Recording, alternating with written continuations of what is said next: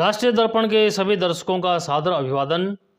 आप देख रहे हैं अपना मनपसंद न्यूज़ चैनल राष्ट्रीय दर्पण। मैं हूं आर के जोशी, मेरे साथ कैमरामैन पंकज कुमार जोशी, पुनीत अरोड़ा। निरंतर देखते रहिए, हमें इसी तरह सहयोग करते रहिए।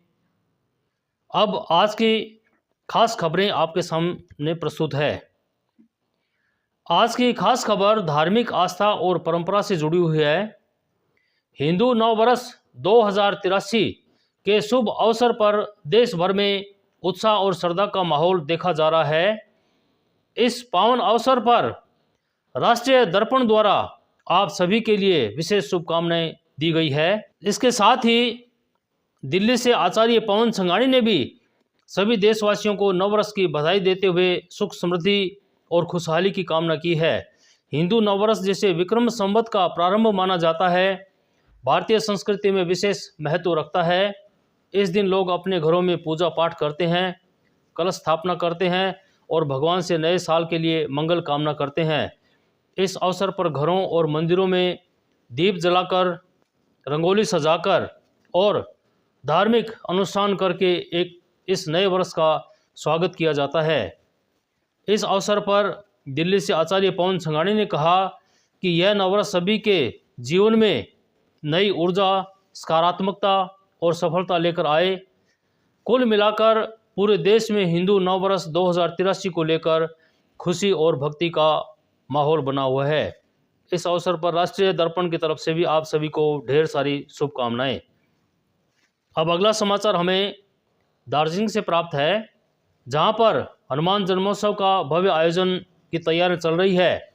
हर वर्ष की भांति इस वर्ष भी श्रद्धा और उत्साह के साथ श्री श्री हनुमान जन्मोत्सव का भव्य आयोजन किया जाएगा।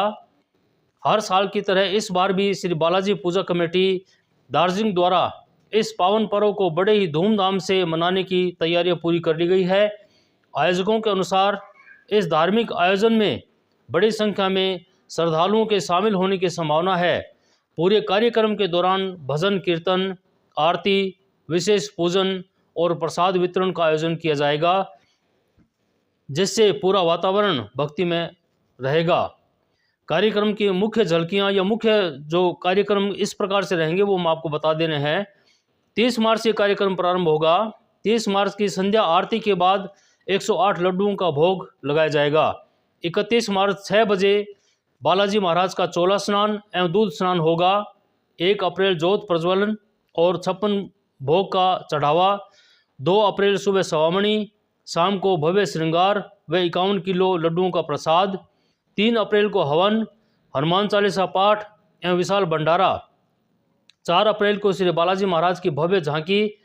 हर दिन आरती का समय सुबह 9 बजे और शाम को 8 बजे का रहेगा, ये ध्यान में रखें। और साथ में शाम को 6 बजे हर रोज़ भजन कीर्तन का आयोजन भी रहेगा। इसके लिए स्थान है GDNS मैदान दार्जिलिंग। आयोजकों ने सभी धर्म प्रेमी श्रद्धालुओं से अपील की है कि वे अपने परिवार सहित इस पावन अवसर पर उपस्थित होकर पुण्य लाभ प्राप्त करें और आयोजन को सफल बनाएं। संपर्क के लिए रबिन ठकुरी, राजेश प्रसाद और टोडराम अग्रवाल से संपर्क किया जा सकता है।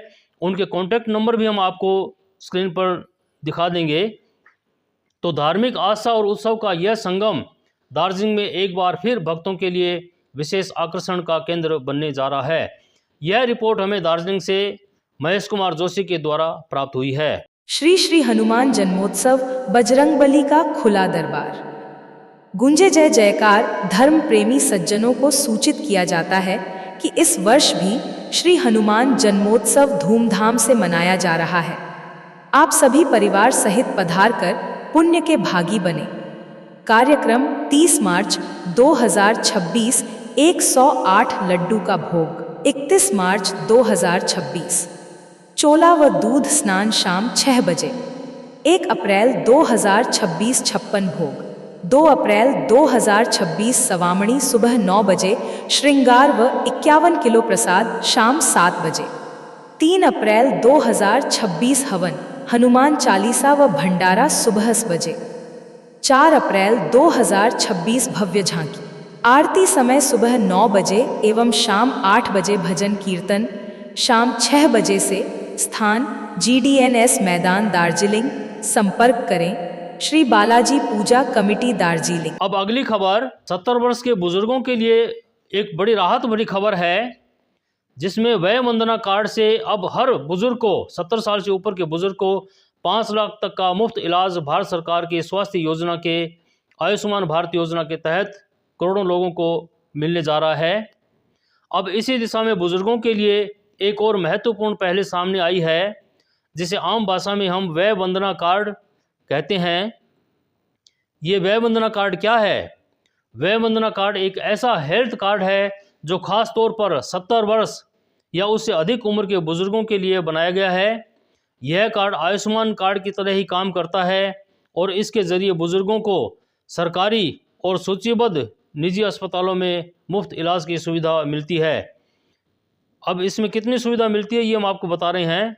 इसमें प्रति परिवार को 5 लाख तक का सालाना मुफ्त इलाज शामिल है, जिसमें बड़ी सर्जरी, अस्पताल में भर्ती खर्च, दवाइयाँ, जांच और आईसीयू और इमरजेंसी सेवाएं, यानी महंगे इलाज की अब चिंता अब काफ़ी हद तक ख़त्म हो सकती है।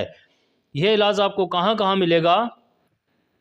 इस कार्ड का उपयोग आप देश भर के पैनल में शामिल अस्पताल में कर सकते हैं। सरकारी अस्पतालों के साथ साथ कई बड़े प्राइवेट अस्पताल भी इसमें शामिल हैं। इसके लिए कौन कौन पात्र रहेगा, एलिजिबिलिटी क्या है इसकी?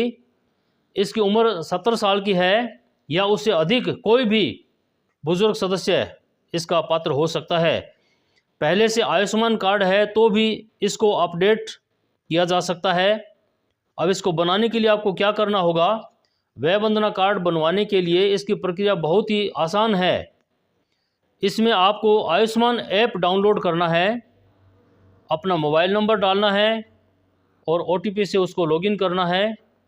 परिवार के बुजुर्ग सदस्य का नाम जोड़ें, आधार कार्ड और ज़रूरी जानकारी अपलोड करें, आवेदन सबमिट करें, कार्ड डाउनलोड या प्रिंट कर लें।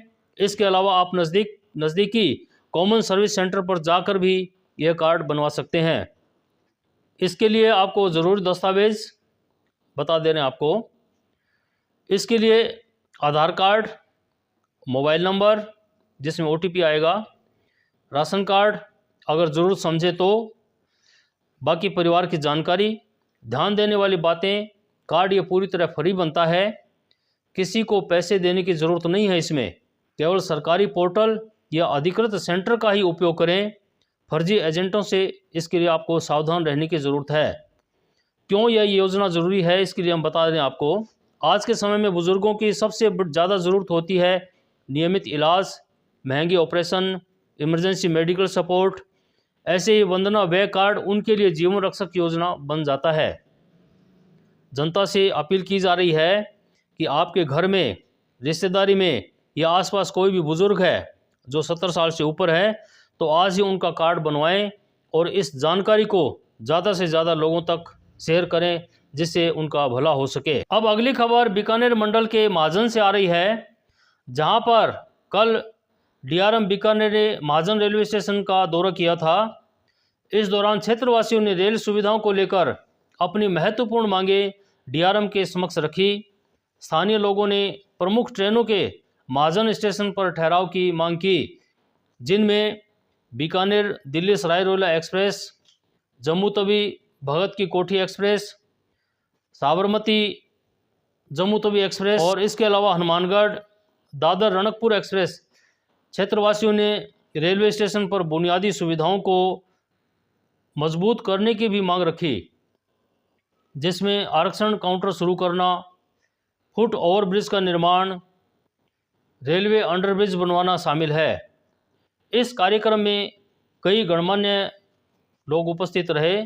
महाजन के कई गणमान्य लोग इस कार्यक्रम में उपस्थित थे, जिनमें भाजपा मंडल अध्यक्ष सावन कुमार पुरोहित, मुकेश कुमार रंगा, राजकुमार बोहरा, पूनमचंद गुर्जर, राहुल पारिक, कृष्ण कुमार पारिक, उग्रसेन बेनीवाल, लोनाराम वर्मा, छगनलाल गहलोत, जगदीश ओझा, विकास ओझा और राजेंद्र आचार्य सहित कई क्षेत्रवासी शामिल रहे।